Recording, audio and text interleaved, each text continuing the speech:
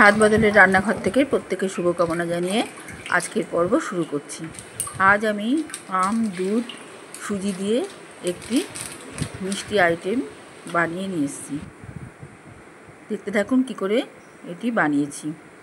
আমি প্রথমে এক প্যাকেট দুধ একটু জাল দিয়ে নিচ্ছি। এতটা দুধ আমার লাগবে না, কিছুটা দুধ আমি তুলে রেখে দেবো। আগে দুধটা একটু ভালো করে জাল দিয়ে নেই। জাল দেওয়ার পরে যখন একটু সর পড়বে, উতলে আসবে, তখন আমি বেশ কিছুটা দুধ তুলে একটা গ্লাসের মধ্যে 1 গ্লাস মতো দুধ তুলে রেখে দিচ্ছি। এটা আমার অবশ্যই এক্সট্রা দুধটা আমি তুলে রাখছি, এটা আমার লাগবে না। এক প্যাকেট এই আইটেমতে পুরো 1 প্যাকেট দুধ দরকার হয় না। এখানে যেইটুকু দুধ আছে এর মধ্যে এবার আমি একটু ভালো করে জাল দিয়ে নিয়ে পনির দিয়ে দিচ্ছি। খুব কম পরিমাণ পনির এখানটায় ভালো করে ম্যাশ করে দিয়ে দিলাম।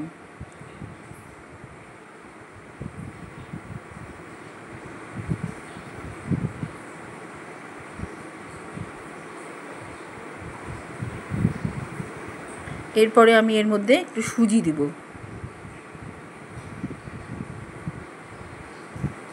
সুজিটা এমন করেই দিব যাতে অনেকটা দুধ থেকে যায়, যাতে সুজি দেওয়ার পরে যেন দুধটা টেনে না নেয় সম্পূর্ণ।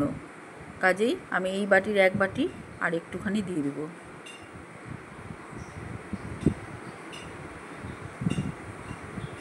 এটা সম্পূর্ণটাই ওই পরিমাণটা সম্পূর্ণ নিজের উপরেই নির্ভর করবে। যতটা পরিমাণে এটা মিষ্টিটা তৈরি হবে ততটুকু পরিমাণে। এখানে সুজি আমি ছোটো বাটির 1 বাটি দিয়ে দিলাম। এবার পনির আর সুজিটা একটু সেদ্ধ হবে দুধের মধ্যে।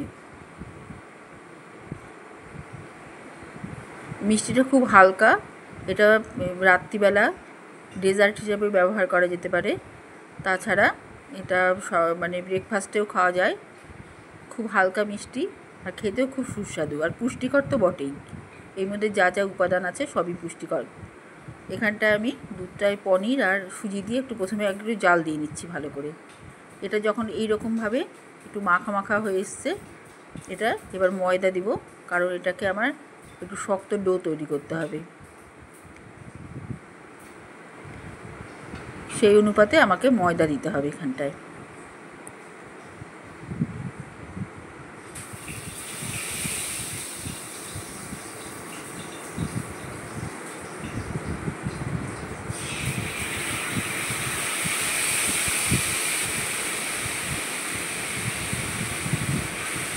এখানে ময়দা দিয়ে আমি ভালো করে এটাকে মিশিয়ে নিচ্ছি।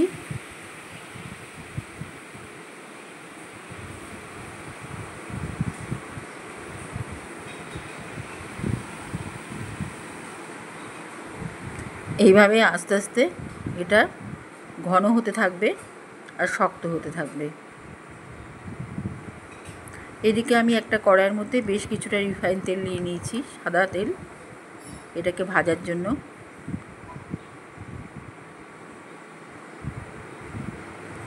ময়দা সুজির মিশ্রণটাই থালার মধ্যে রাখলাম।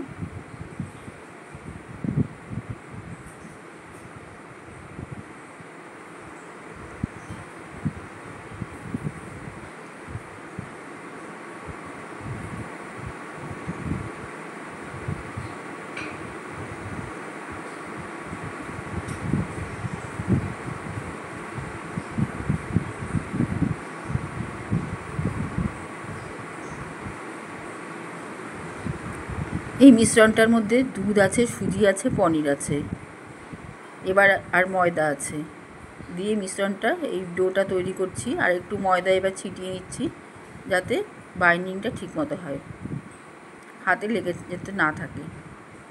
এইভাবে আমি দুটো এরকম আলাদা আলাদাভাবে দুটো ভাগে এই মাখা মণ্ডটা দুটো ভাগে ভাগ করে রাখলাম। এবার প্লেটের মধ্যে একটু ময়দা ছড়িয়ে নিলাম, এটার মধ্যে একটু গড়িয়ে নেব, তা না হলে হাতে লেগে যাচ্ছে। এইভাবে একটু হাওয়াতে রেখে দিলে কিছুটা টেনে যাবে।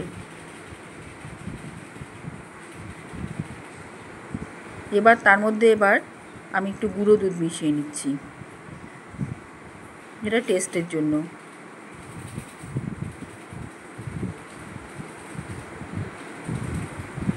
গুঁড়ো দুধ দিয়ে আর একটু হালকা মতো একটু মেখে নিলাম। খুব বেশি মাখবো না, হালকা মাখলেই হবে, কেননা আর বেশি মাখতে গেলে এর ভিতর থেকে আবার তেল ছাড়বে।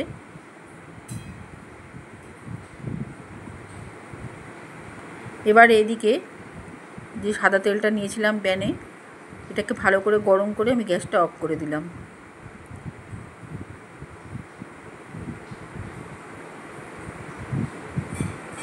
এই সময় একটু ঘি দিয়ে দিলাম 1 চামচা মতো এই তেলের মধ্যে। তেলটা গরম আছে, কাজেই ঘিটা আস্তে আস্তে গলতে থাকবে।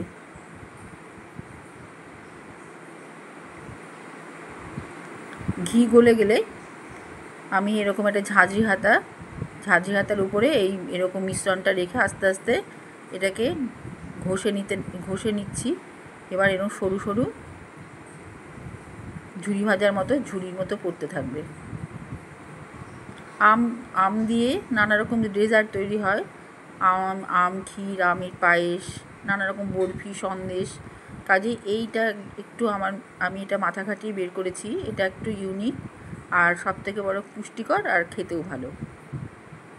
এর মধ্যে যা যা উপাদান আছে সবই স্বাস্থ্যকর, পুষ্টিকর।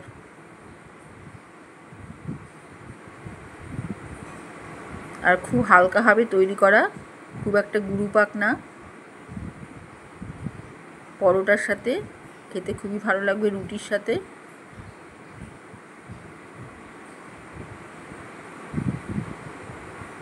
সব সময়ের জন্যই এটা খেতে ভালো লাগবে, ব্রেকফাস্ট, ডিনার।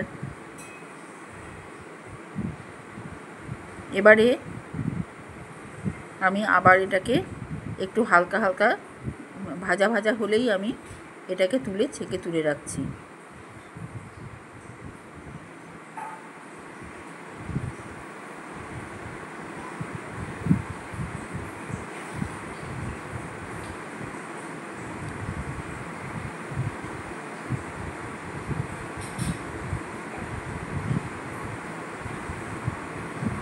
এইভাবে একটু ঝাঁকিয়ে নিব।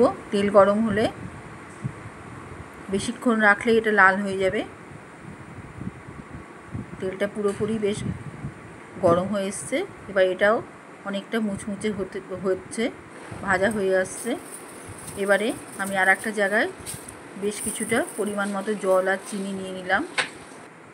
যতটা জল নিয়েছি চিনি তার থেকে 3-4 চামচা কম নিয়েছি।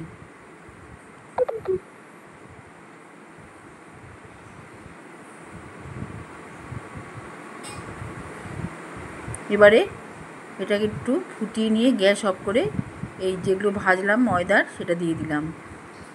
আর একটা আম এর মধ্যে ভালো করে আমের রসটা দিয়ে দিলাম। এবার এই শিরাটার সাথে আমের রসটা মিশবে। মেশার পরে আমি শিরাটা ছেঁকে নিব। এর থেকে শিরাটা ছেঁকে নিলাম।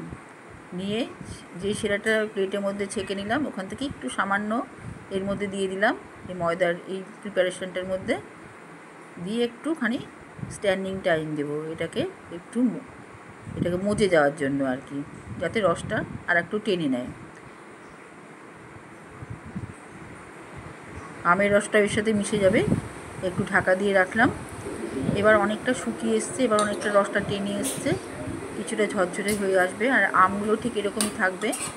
আমি যার জন্য আমের যে সেই শাঁস শুদ্ধ দিয়েছি। খুব মিষ্টি আম, কোনো অসুবিধা নেই। আর আমটাও মুখে পড়বে এর সাথে। এই মুহূর্তে এই সময় আমি এর মধ্যে গুঁড়ো দুধ দিয়ে দেবো।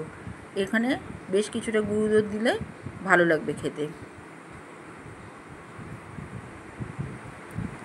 এবার গুঁড়ো দুধ দিয়ে সামান্য একটু নাড়াচাড়া করেই প্লেটে তুলব।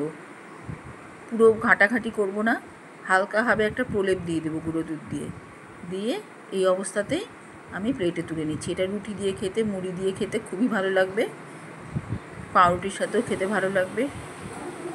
এইভাবে তৈরি হয়ে গেল আম শেষ হওয়ার আগে এরকম একটি মিষ্টি আইটেম বানিয়ে নিন।